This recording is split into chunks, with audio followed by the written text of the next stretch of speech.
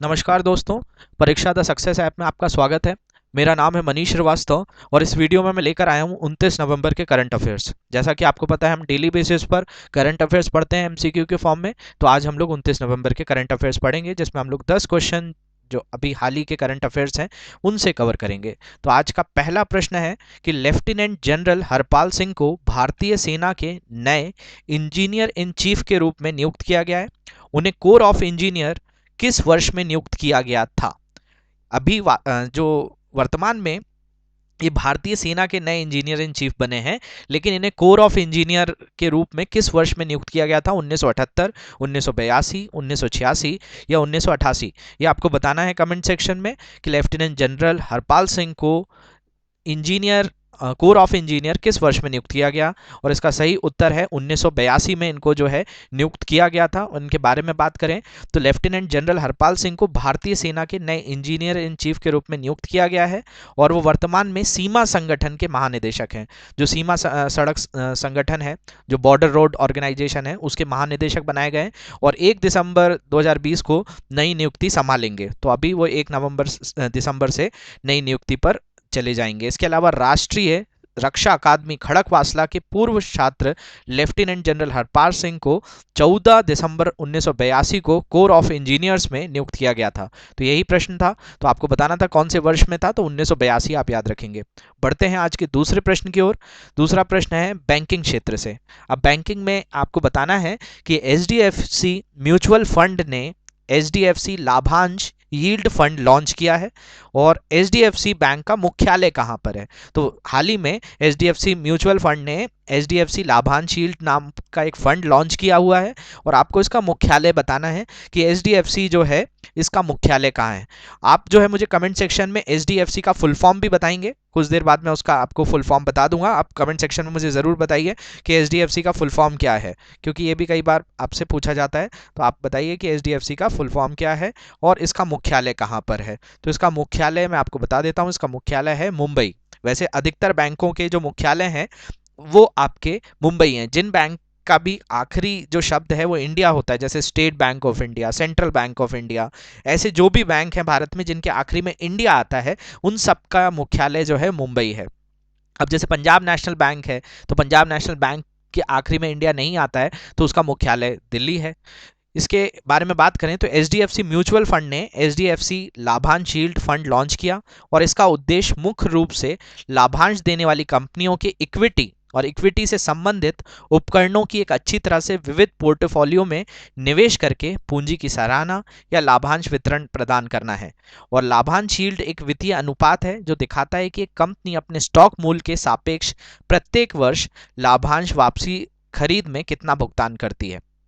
तो लाभांश यील्ड मतलब ये होता है कि आपने कोई शेयर खरीदा या म्यूचुअल फंड खरीदा, तो उसके बदले में आपको कितना लाभ हुआ, आपने कितना उससे पैसा, आपका जो भी आपकी पूंजी लगी उसके ऊपर आपने अतिरिक्त कितना पैसा कमाया, वो लाभांश यील्ड कहलाता है। तो ये आप जो जो भी आप म्यूचुअल फंड में अपना पैसा निवेश करते हैं वो अलग अलग जगहों पे जाता है इक्विटी फंड में, और अलग अलग जगहों पे जाने के कारण वो अलग अलग क्षेत्रों में जाकर वहाँ से जो भी लाभ मिलता है वो आपको उससे फ़ायदा होता है। तो ये जो है आपका हाउसिंग डेवलपमेंट फाइनेंस कॉरपोरेशन जो एचडीएफसी है, इसका ये म्यूचुअल फंड था। और हमारा प्रश्न था कि इसका मुख्यालय कहाँ पर है, तो ये मुंबई में है। इसके बाद बढ़ते हैं आज के तीसरे प्रश्न की ओर।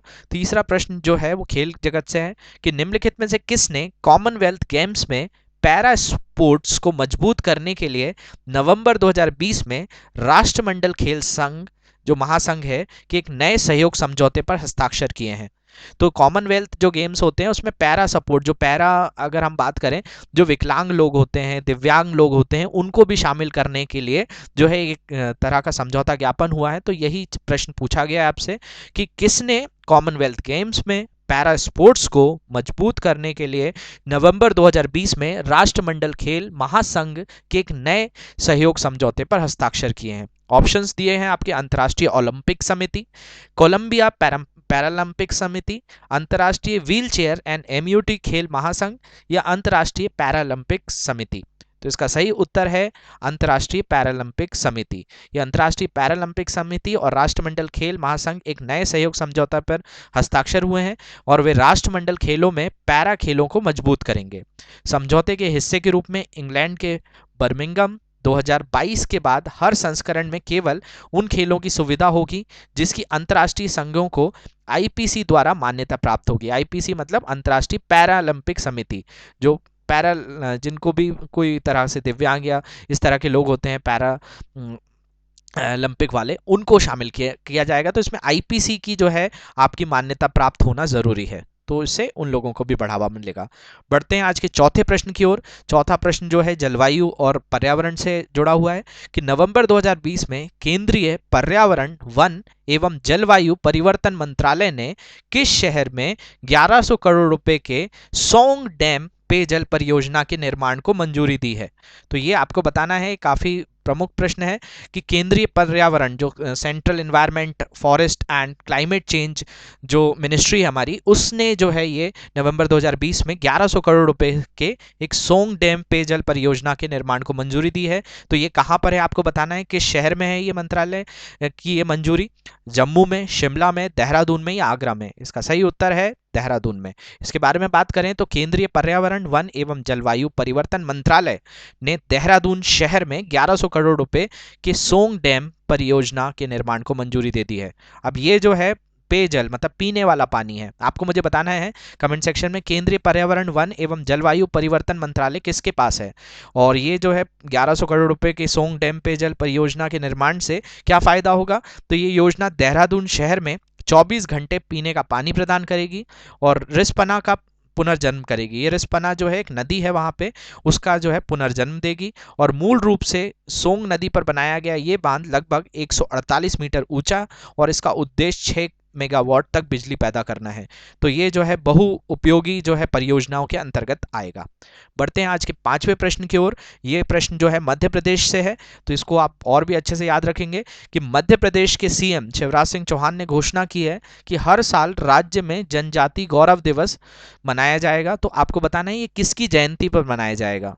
तो ये हाल ही में ये घोषणा हुई है कि हर साल हमारे यहाँ अब जनजाति गौरव दिवस मनाया जाएगा, लेकिन किसके जयंती, किसके जन्म दिवस पर यह मनाया जाएगा, ये आपको मुझे कमेंट सेक्शन में बताना है।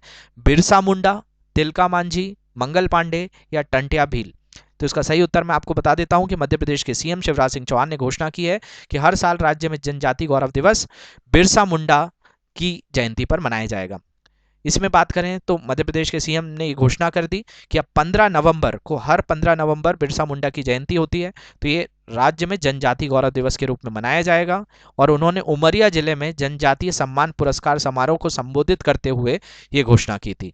और उन्होंने कार्यक्रम में वन अधिकार अधिनियम के तहत जिले के 800 लाभार्थियों को वन अधिकार प्रमाण पत्र भी वितरित किए थे इस समारोह के अंतर्गत। और उस दिन ये जो है डिसाइड हुआ कि 15 नवंबर से हम हर साल जो है अब राज्य में जनजाति गौरव दिवस मनाएंगे। बढ़ते हैं छठवें प्रश्न की ओर। छठवां प्रश्न जो है ये आपका शहीद गैलरी के ऊपर है। तो ये हमारे कई जो देश के लिए बलिदान दे देते हैं ऐसे लोगों के लिए है। तो नवंबर 2020 में किस राज्य के सीएम ने हुतात्मा दलन शहीद गैलरी का उद्घाटन किया है? ये हुतात्मा दलन जो है वहाँ का क्षेत्रीय नाम है। तो ये शहीद गैलरी का उद्घाटन किया है केरल, कर्नाटक, गुजरात या महाराष्ट्र? तो आपको बताना है कि नवंबर 2020 में किस राज्य के सीएम ने हुतात्मा दलन का उद्घाटन किया। तो इसका सही उत्तर है महाराष्ट्र। महाराष्ट्र में क्यों किया गया? तो इसके पीछे है 26/11। 26/11 जो है बम धमाके आपने सुने होंगे, इसकी 12 साल हो चुके हैं। 2008 में ये धमाके हुए थे जिसमें कसाब को पकड़ा गया था। तो 26/11 की 12वीं वर्षगांठ पर महाराष्ट्र के सीएम उद्धव ठाकरे ने हुतात्मा दलन शहीद गैलरी का उद्घाटन किया। और ये उन बहादुरों को समर्पित है जिन्होंने आतंकी हमले में अपनी जान गंवाई थी। शहीद गैलरी का उद्घाटन मुंबई में पुलिस मुख्यालय में किया गया और मुख्यमंत्री ने कार्यक्रम के दौरान एक कॉफी टेबल, जिस एक पुस्तक है अतुल्य हिम्मत पुस्तक लॉन्च की है। तो ये जो है काफ़ी प्रमुख पुस्तक है उन्हीं के बलिदान से जुड़ी हुई, तो ये भी आप याद रखेंगे। बढ़ते हैं आज के सातवें प्रश्न की ओर। सातवां प्रश्न जो है आईटी जगत से है। तो ये काफ़ी बहुत प्रसिद्ध क्वेश्चन है और ये व्यक्ति जिनका नाम आया फ़कीर चंद कोहली, काफ़ी बड़ी हस्ती हैं भारत के क्षेत्र की। तो फ़कीर चंद कोहली का नवंबर 2020 में निधन हो गया है। वे निम्नलिखित में से किसके संस्थापक सीईओ थे? तो ये आपको बताना है कि फ़कीर चंद कोहली किसके संस्थापक सीईओ थे जिनका हाल ही में निधन हुआ है। इन्फोसिस, टीसीएस, एसेंचर या एचसीएल? तो इसमें से किसके जो है ये संस्थापक सीईओ थे? इसका सही उत्तर है कि फकीर चंद कोहली जो थे वो आपके टीसीएस के संस्थापक सीईओ थे। और इनके बारे में अगर हम बात करें तो भारतीय सॉफ्टवेयर उद्योग के जनक कहे जाते हैं, father of Indian IT sector के रूप में जाना जाता है फकीर चंद कोहली को, जिनका नवंबर 2020 में निधन हो गया। श्री कोहली टीसीएस के संस्थापक सीईओ थे और जब 1951 में टाटा इलेक्ट्रिक कंपनी की शुरुआत हुई थी तो उन्होंने वहां पे शामिल हुए थे और उन्होंने सिस्टम संचालन को प्रबंधित करने के लिए लोड डिस्पैचिंग सिस्टम स्थापित करने की में मदद की थी। बाद में 1970 में ये टाटा इलेक्ट्रिक के निर्देशक बन गए और उन्हें भारत की आईटी क्रांति का बीड़ा उठाया और देश को 190 बिलियन डॉलर की आईटी उद्योग के निर्माण में मदद की है। तो ये जो आज टीसीएस टाटा कंसल्टेंसी सर्विसेज जो है एक आईटी कंपनी, एक बहुत बड़ी कंपनी है भारत की, जो कई देशों के जो है प्रोजेक्ट लेती है। और आईटी सेक्टर में हम लोग जो जाने जाते हैं वो यही कुछ 4-5 नाम है, उनमें टीसीएस एक बहुत बड़ा नाम है और टीसीएस के लिए फकीर चंद कोहली को याद किया जाएगा। इसके बाद जो है 8वें प्रश्न की ओर बढ़ते हैं। 8वां प्रश्न है कि नवंबर 2020 में डिजिटल ऑनलाइन मानव संसाधन प्रबंधन प्रणाली HRMS लॉन्च किया है। अब HRMS में आर क्या है ये आपको बताना है कि आर जो शब्द है वो रिसोर्सेज के लिए है, रिसर्च के लिए है, रेटिंग के लिए है या रूल के लिए है।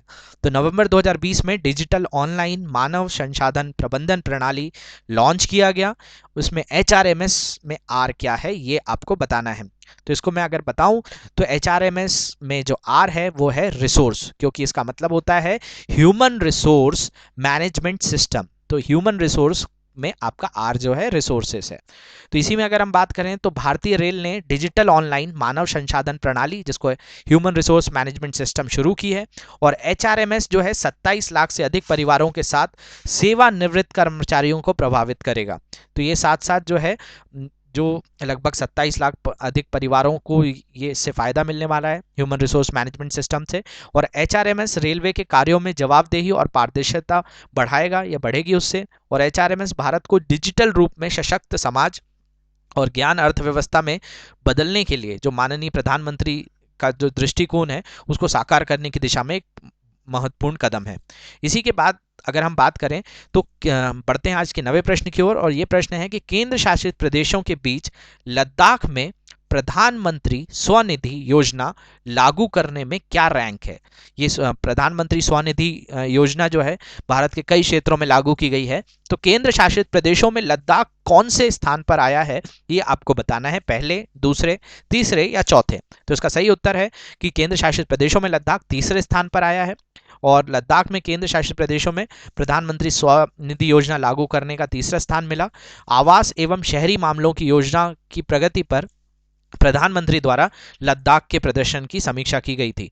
और कोविड-19 के प्रतिकूल प्रभाव के कारण स्ट्रीट विक्रेताओं का समर्थन करने के लिए जो हमारे जो फेरी वाले लोग होते हैं उनको बढ़ावा देने के लिए ये योजना लॉन्च की गई थी। और इसमें जो है आत्मनिर्भर भारत पहल के तहत 1 जून 2020 को स्वनिधि योजना शुरू की गई थी और उसमें जो है आपका लद्दाख जो है तीसरे स्थान ग्रहण किया है। बढ़ते हैं आज के आखिरी प्रश्न की ओर। ये भी प्रश्न काफ़ी जो है महत्वपूर्ण है और ये विदेश से जुड़ा हुआ है हमारे। तो सादिक अल महदी का नवंबर 2020 में निधन हो गया। ये किस देश के पूर्व प्रधानमंत्री थे ये आपको बताना है। सादिक अल महदी काफ़ी महत्वपूर्ण जो है हस्ती थे ये। तो ये कहाँ से जो है किस देश से बिलोंग करते हैं, किस देश के हैं ये आपको बताना है। सोमालिया, यमन, सूडान या ईरान। तो सादिक अल महदी का नाम जो है ये जुड़ा हुआ है सूडान से। अगर हम बात करें तो सूडान के पूर्व प्रधानमंत्री और शीर्ष विपक्षी शख्सियत थे सादिक अल महदी की कोरोना वायरस संक्रमण से मृत्यु हो गई है और ये सूडान के अंतिम लोकतांत्रिक तरीके से चुने गए प्रधानमंत्री थे, क्योंकि 1989 में जो है वहाँ की सेना ने कब्जा कर लिया था सरकार के ऊपर। तो सैन्य ने तख्ता पलट में उखाड़ फेंका गया था जिसने पूर्व राष्ट्रपति उमर अल बशीर को सत्ता में लाया था। और इसके बाद जो है राष्ट्रपति उमर अल बशीर जो है वो सत्ता में आ गए थे। और 1989 में बशीर की सत्ता में आने के बाद भी महदी जो एक प्रभावशाली शख्सियत रहे थे और जिनका हाल ही में कोरोना वायरस के कारण जो है निधन हो गया है। तो याद रखेंगे कि ये किस देश से थे, तो ये सूडान से थे। तो यहाँ पे मैंने सभी तरह के प्रश्न आपको करवा दिए हैं। आशा करता हूँ आपको ये लेक्चर अच्छा लगा होगा। किसी भी तरह के कोई सजेशंस हैं तो वो भी आप कमेंट सेक्शन में दे सकते हैं। Thank you very much.